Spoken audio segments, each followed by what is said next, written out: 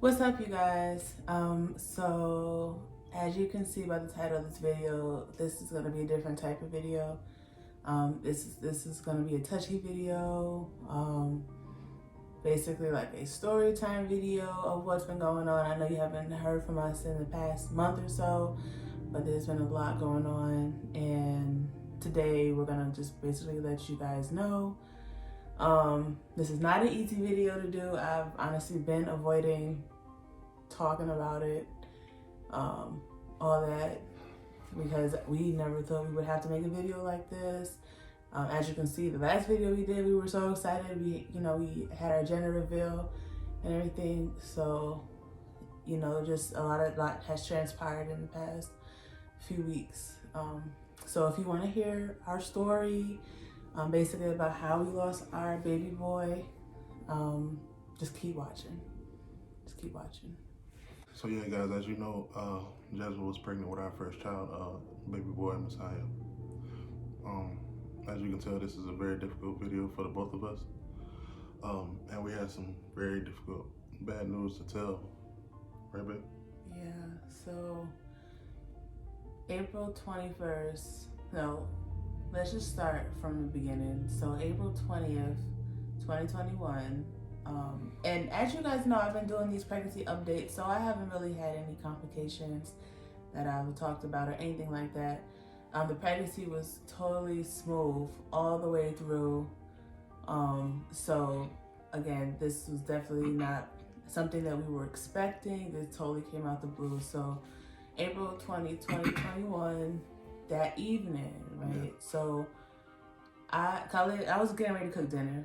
And so I went to the bathroom, sorry to cut you off, but before that, like she said, no complications. Everything was perfect, like no bleeding, no cramps, nothing like that. Yeah. No high fevers. Yeah, and just like a disclaimer, guys, so this is like a pregnancy-related video, so if it's a little TMI, pregnancy itself is just TMI, so just fair warning. So April 20, 2021, I was getting ready to cook dinner that evening, and right before I went to the bathroom just to pee. Regular pee, no straining or nothing. And so I went to pee. After I used the bathroom, I felt like this bulge basically coming out. And so that totally freaked me out. I had no idea what that was. I called Khalid right away just to, and I showed him, and he had no idea what was going on. He kind of was like freaking out.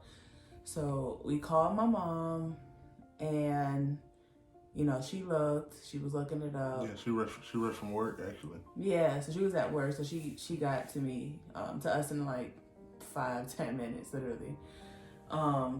So, I showed her what was going on. She told us to go to the emergency room right away. And still at this point, like, I don't feel like we were taking it as serious as we thought it would be, because we didn't know. We didn't expect that. I mean, I'm sure a lot of you know that, going to emergency rooms, like, you got to sit 2 hours, 3 hours, 4 hours, 5 hours. But when they saw what was going on with Jazz, they basically brought her right to the back. Like, we skipped the line. Right. Because the nurses up front didn't never see anything like it either. Yeah. So we went to the hospital. So literally, guys, just have this image. So basically, there's something just right in between my legs, like just kind of hanging there.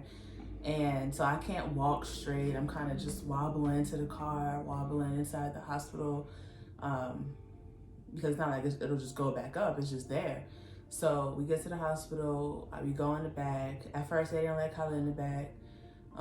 So I was just back there. They was, asking me all these questions, checking blood pressure, all that stuff. And again, I'm still thinking positive. We were both trying to be super positive, because miscarriage was not even a thing that crossed my mind. I just thought it would be something they'd be able to fix. Yeah. So, they finally called me and said I could come to the back. Yeah, so Khalid was able to come to the back. They got in touch with my midwife, and so she was actually on call that night, so she was able to come up there, right away from home. So an hour has passed at this point. Basically, now that I know what it was, the bag. The water bag. Yeah. The water bag / amniotic sac aka the fluid that the baby needs to survive and grow, was hanging out. Yeah, she just went to the bathroom, just a regular pee, and the bag came out. The water bag came out. It didn't bust or anything. Yeah. It just came out. Again, guys, no cramping, no bleeding, nothing led up to this. This was just a regular pee. So my midwife had came up at this point. So literally as soon as she saw it, you know, she looked at me and she was like, okay, guys, like, this is not a good sign. Mm-hmm. We should not be seeing this right now. And sorry to cut you off, babe, but she just already saw her face expression when she came into the room. After she looked at Jazmine, she was like, shaking her head and said, the chances of miscarriage are extremely high. Yeah, so at that point, you know, I lost it. You know, Khalid got, you got really emotional. It was just extremely emotional. But, you know, my midwife said there was a small chance. So now in my mind, I'm thinking, okay, so they may be able to do something. It might be a small chance that the baby will survive. Because again, guys, I'm only 15 weeks. So there was no way, I mean, the baby would survive long. But I just thought that there was something that they could do. But they were like, I mean, no, you know, I'm asking, like, is there anything, like, I would do anything, just please, like, you know, let's try to save the baby. Yeah, emotional. Yeah. And so. Yeah, well, the lady came in, she came in to check for a heartbeat and stuff on the ultrasound. We got a heartbeat the first go around. That first night we got to the hospital, we got a heartbeat. Mm-hmm. And she was real quiet. I mean, you know how those ultrasound techs, they don't really say much, so she was real quiet. She wasn't really saying much. I mean, they were like, as long as there's a heartbeat, basically we can just pray that, you know, pray for a miracle, pray that somehow the bag kind of goes back in. And yeah, it was basically kind of hanging out. So if you guys can picture an hourglass, you know how the middle of the hourglass is what? Yeah, it's kind of close together. So the water, the fluid was right here at the bottom, which was hanging out of Jazmine. So the baby was at the top with no liquid, and the baby needs that liquid in order to survive. So basically what was in between that is basically like my cervix, just kind of holding everything together.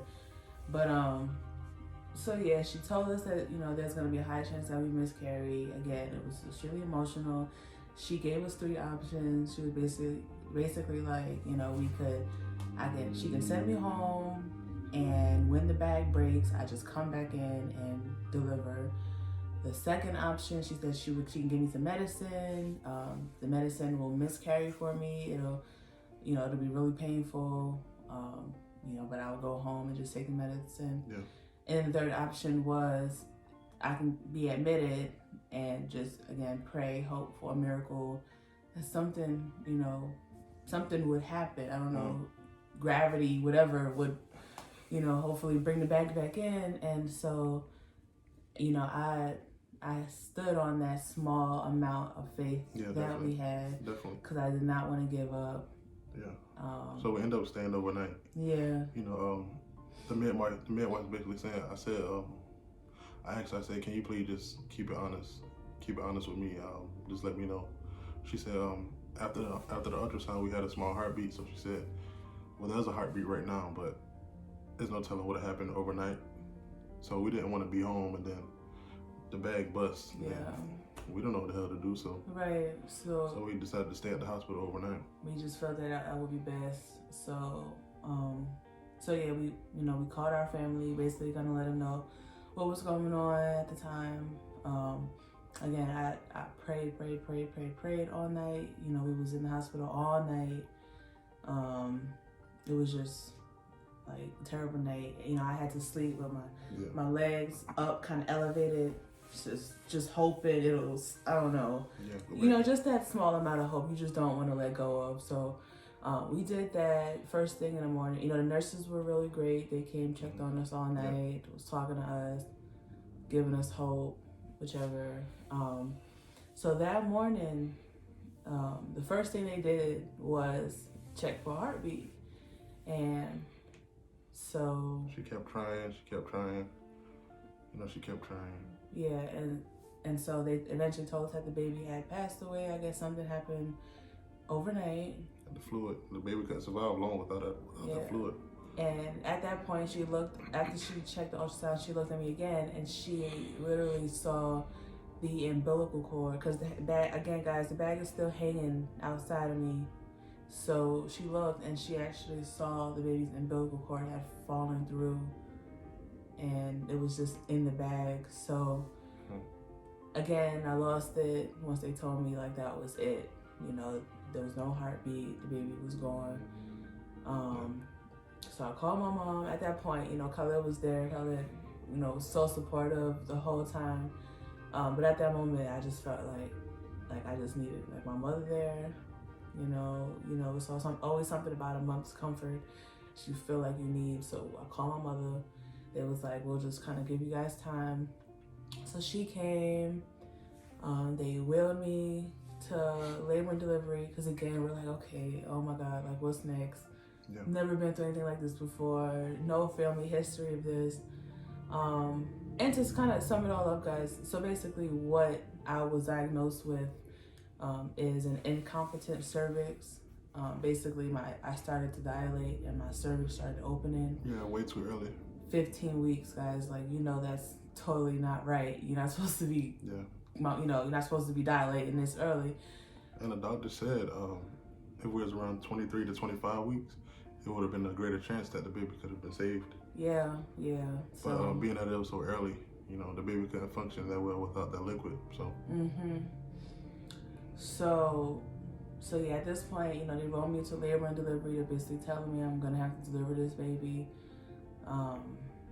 You know, they started hooking me up to IVs and just giving me all different medicine. And they still weren't going to break my water bag, so we were just kind of playing the waiting game, just letting my body go through everything naturally. And so, yeah, I mean, everything just kind of happened fast within a matter of like an hour. They gave me like medicine vaginally to just start the contractions and everything, and so. Yeah, and mind you, this is my first time seeing all this stuff. Like, I've never seen so much blood a day in my life. Me, and again, like, I mean, pregnancy obviously was the first time, but just being in that environment, like, I'm not the type of person has had a lot of hospital stays. And I'm already a person that can't stand hospitals in the first place. So. I've never had surgeries done. Like, so all this was crazy. All these different needles and all these doctors coming in and out, you know. So, so yeah, you know, I was able to, I had to birth our baby. She let us know, like she gave us an idea of like, you know, how small he was going to be before he came. So we kind of, you know, expected that. What size did you say he was? About the size of a banana? Yeah, so guys, you can literally hold him like this. He was pretty much the size of a banana. Yeah. He had a little weight on him though. Yeah, but guys, when I tell you, he was perfectly formed. Toes, fingernails. All 5 toes, all 5 fingers. Fingernails were growing. Features started coming in. Yes, he was definitely gonna be like his daddy. Yeah, and so, you know, we were able to spend time with him and everything. After I ended up delivering, the placenta did not deliver. So basically, we were just waiting again. And they gave us two things to look out for. Either they would have to go up with their hand and pull it out, or she was gonna have to have surgery.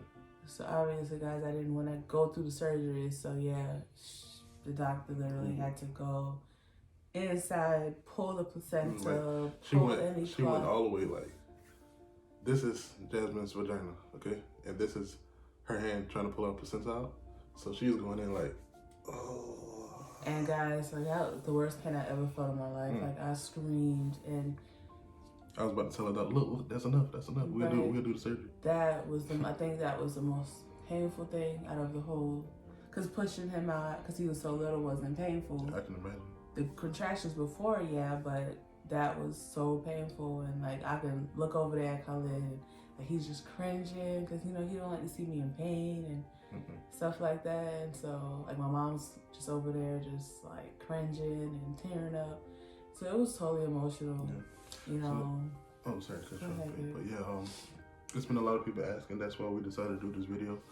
It's been a while for us to get it done. You know, we've been going through but we're slowly starting to get ourselves back together. You know, soon we're definitely gonna be back with you guys with the pranks and the challenges and stuff like that. But you know, as of right now, we're trying to build our strength back up for this huge loss that we just took.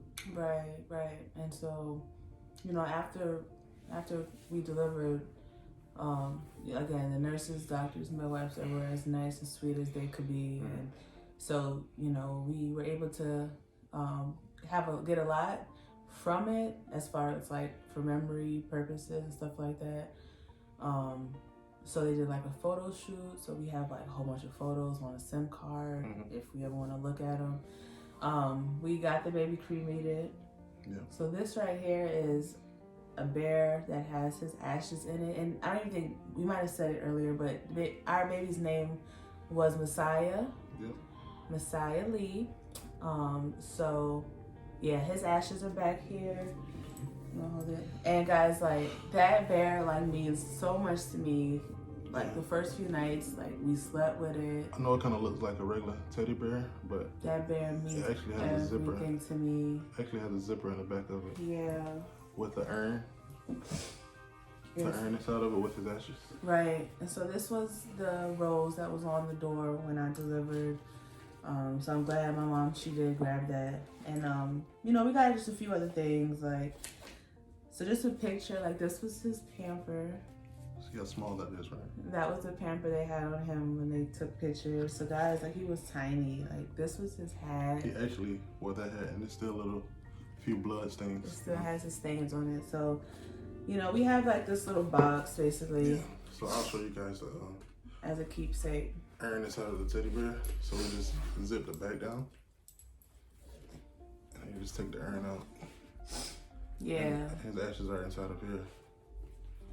So yeah, that's real nice they made for us. So call me crazy, but yeah, like, this bear means everything to me. Like, I feel a connection when I have this bear with me.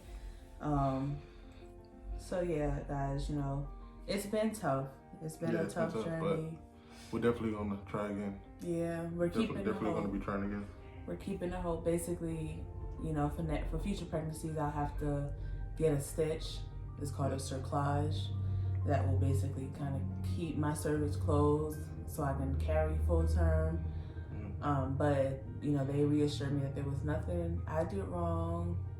You know, although it's hard not to blame yourself, but there was nothing I did wrong, or nothing. Even if I was home laying in bed all day, it still would have happened. Yeah. You know, and there was nothing they could have actually caught in time. But we're getting through it. Yeah. We really wanted to make this video to update you guys because there was so many people asking. Yeah. And we didn't want you guys to think that we're done with YouTube. We're not done with YouTube. We just was going through this dramatic situation, but we're definitely still on YouTube, you know. Yeah, absolutely. Like I said, we're getting back. You know, I'm starting to feel like myself again. We're gonna get back to it. We just, you know. Yeah, definitely. This was definitely the worst day of my life. What would you say? Yeah, definitely, for sure. Yeah. So like I said, we're definitely gonna be trying again soon. You know. Yeah, that's maybe I'll get my baby girl this time. What I've been.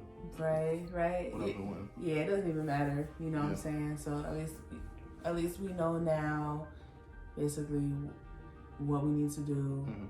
And yeah, we're gonna try again. Like I said, we're not gonna lose hope. But guys, just pray for us, because, you know, the pain is still there. You know, healing takes time. Yeah. So I don't think I'll ever be like okay, but you just learn to deal with it. But yeah, that's kind of all I have. I hate that we even had to do this. Yeah. But there you go, y'all. We love y'all. Leave as much feedback as y'all need to. Yes, guys. And not that you kind of enjoyed this video, but thank you for watching the video. And we'll be back with the next one. Love y'all. Peace, y'all.